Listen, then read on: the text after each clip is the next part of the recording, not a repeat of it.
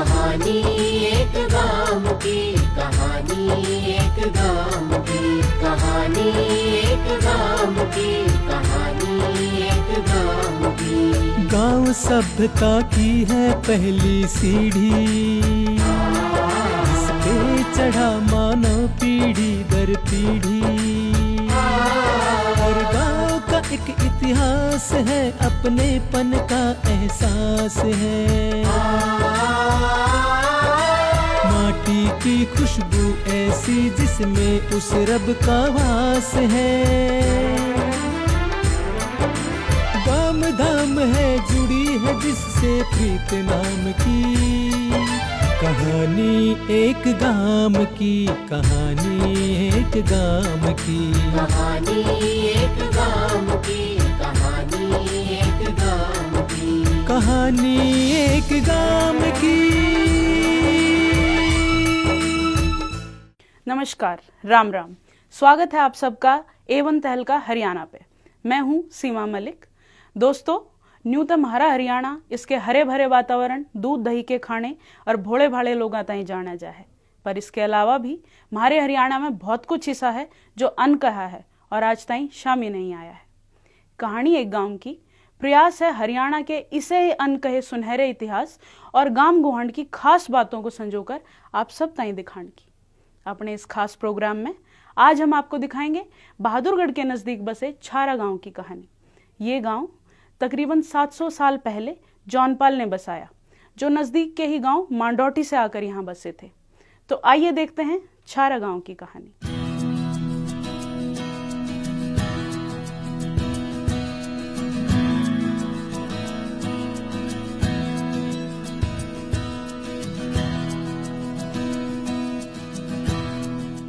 हरियाणा बलशाली वीरों और रणबांकुरों की धरती के रूप में जाना जाता है। 1857 की क्रांति की शुरुआत हो, आजादी की लड़ाई हो, नेताजी की आजाद हिंद फौज की बहादुरी की गाथा हो, हरियाणवियों ने हर जगह अपना लोहा मनवाया है।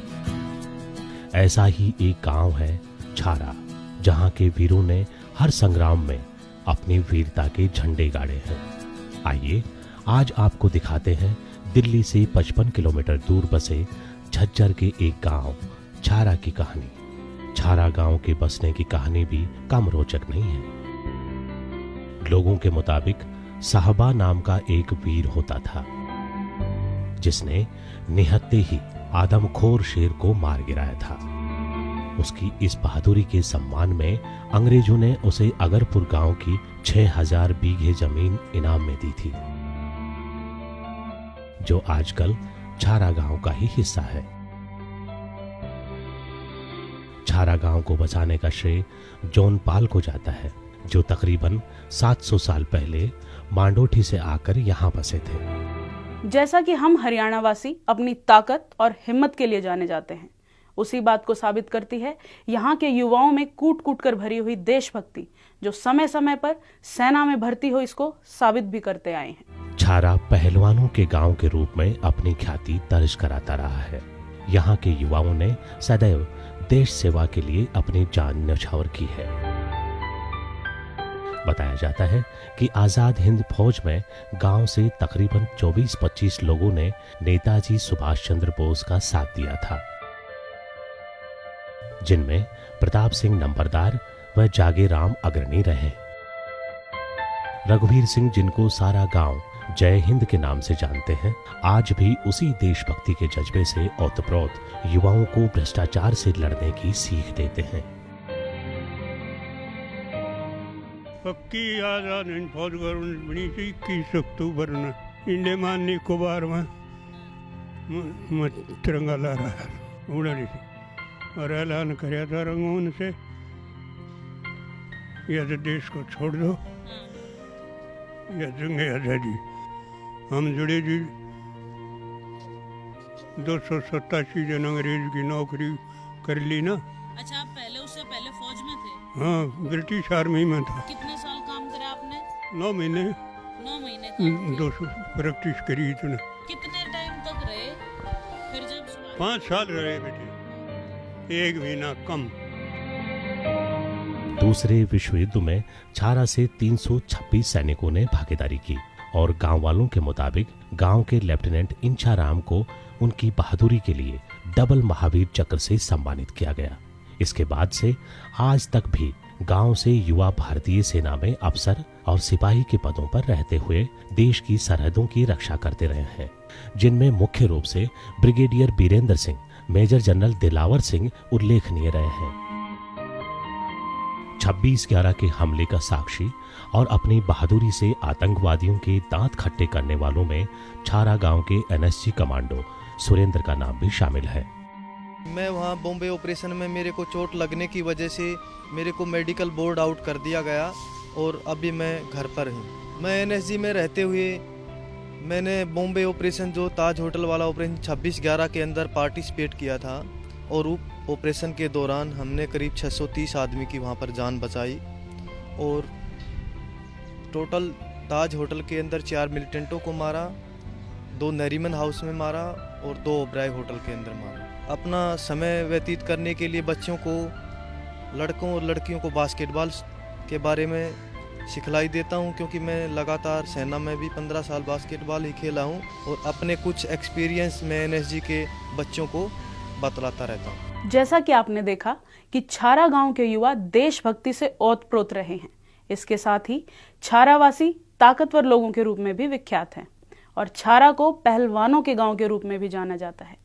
पुराने समय से यहाँ अनेक बलशाली युवा रहे हैं और आज के भी युवाओं की नई नस्ल पहलवानी में अपना हुनर दिखा रही है। छारा की रगों में देशभक्ति और बहादुरी लहू के साथ दौड़ती है।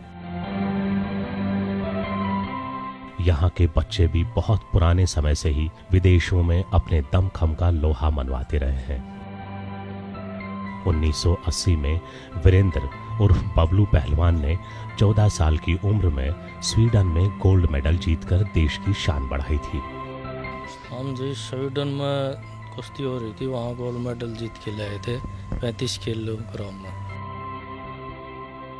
पहलवानों की कर्मस्थली रहा ये गांव अखाड़ों और व्यायामशालाओं से भरा पूरा रहा है, जहां कुश्ती के गुर सिखाए जाते हैं।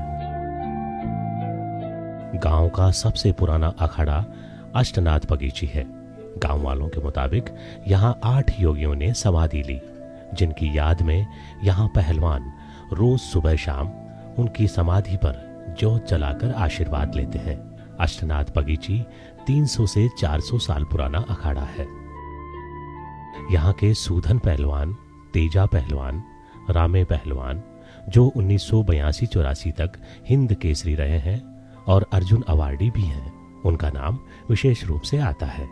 नए दौर में भी ये अखाड़ा युवा पहलवानों की ऐसी नस्ल तैयार कर रहा है जो मेडल जीतकर अपने देश का नाम विश्व में रोशन कर रहे हैं, जिनमें इंद्रजीत, रणजीत, रामवीर, सुरेश, कृष्ण, कुलदीप, सुनील उर्फ मोनू एवं राकेश कुमार का नाम प्रमुख है। मैं 10-11 साल से खेल रहा हूँ। मैं 2008 में नेशनल में ब्रोंज था, 2011 में मेडल था मेरा, गोल्ड था, और ओलंपिक कैंप में था 2012 में, और सर्विसेज में भी 3-4 बार गोल्ड है मेरा।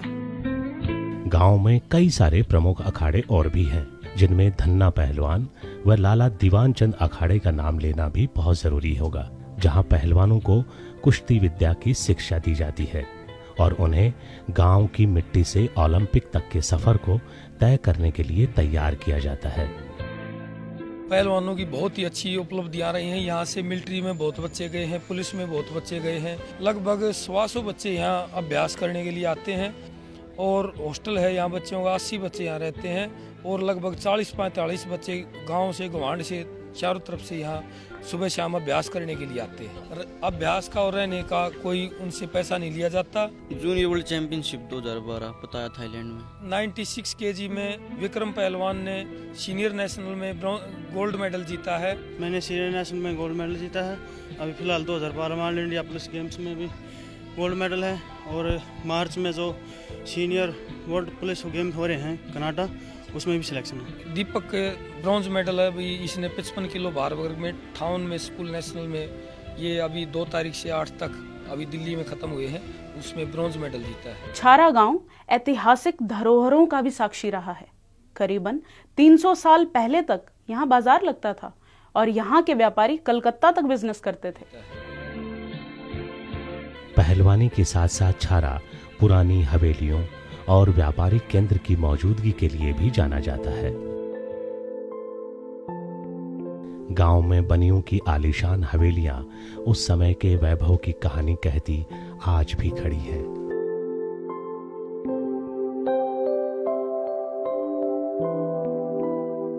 पचपन साल तो मेरे को लिए और फादर को लिए थे 95 साल। ये जो रास्ता है ये क्या है? ये सुरंग बोलते हैं जी। अच्छा, ये सुरंग इस हवेली से बाहर हवेली तक जाती है। हाँ। अभी ये कहाँ रहते हैं? ये कलकत्ते और बम्बे रहते हैं। छारा गांव पुराने समय में बड़ा व्यापारिक केंद्र रहा है और गांव के बीचों बीच काफी बड़ा बाजार भी लगता था। छारा गांव में जो आपकी सुनार की दुकान है, ये कितने समय पुरानी है? ये जी लगभग 250 साल पुरानी। जब आसपास के गांव में कुछ भी नहीं था ना, उस टाइम हरा गांव पूरे तरह आबाद था। ये आसपास में जितने तकरीबन 200-250 दुकान थी उस टाइम पर छारा में। किस किस्म के सामान की सब तरह का सामान छारा मिलता था। यहाँ के व्यापारी कलकत्ते में भी काम करते थे। हरियाणा शिक्षा के क्षेत्र में जाने माने नाम हरद्वारी लाल जी भी इसी गांव से थे, जिन्होंने राजनीति में रहते हुए हरियाणा में ग्रामीण स्तर पर स्कूली शिक्षा का बहुत विकास किया। छारा गांव की एक और बड़ी उपलब्धि रही है। ये गांव संत हरिद्वारी लाल की जन्मस्थली रहा है, जिनको हरियाणा में शिक्षा का अग्रणी माना जाता है। हरिद्वारी लाल ने जी गांव में बहुत सारी नौकरियां दी।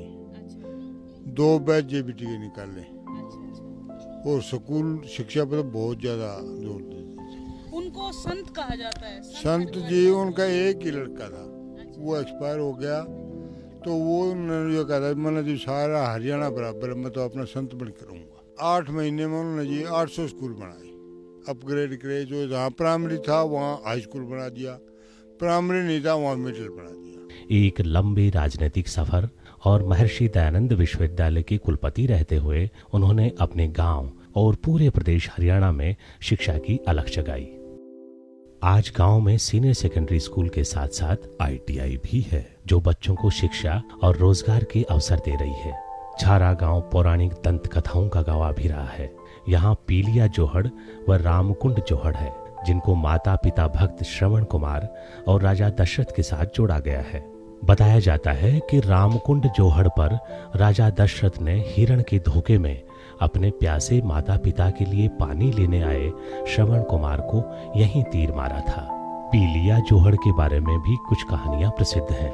इस जोहड़ की मिट्टी और पानी से कहते हैं पीलिया रोग ठीक होता है। हम तो सुनते आ रहे हैं बूढ़ों से, इसमें नहाने से पीलिया रोग खत्म हो जाता है। इसमें ये पीलिया का बीमारी एकदम से साफ हो जाती है इसमें नहाने से।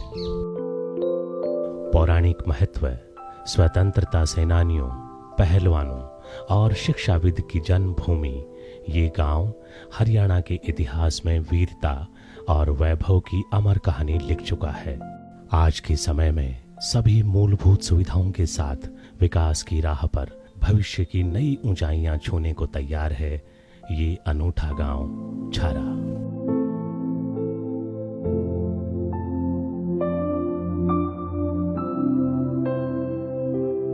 दोस्तों, ये थी छारा गांव की कहानी। अगले हफ्ते आपको दिखाएंगे एक और नए गांव की कहानी, तो देखते रहिए एवन तहल का हरियाणा। राम राम। गांव सभ्यता की है पहली सीढ़ी, जिस पे चढ़ा मानव पीढ़ी दर पीढ़ी। हर गांव का एक इतिहास है, अपनेपन का एहसास है। माटी की खुशबू ऐसी जिसमें उस रब का वास है। गाम धाम है जुड़ी है जिससे प्रीत नाम की कहानी, एक गाम की कहानी, एक गाम की कहानी, एक गाम की कहानी, एक गाम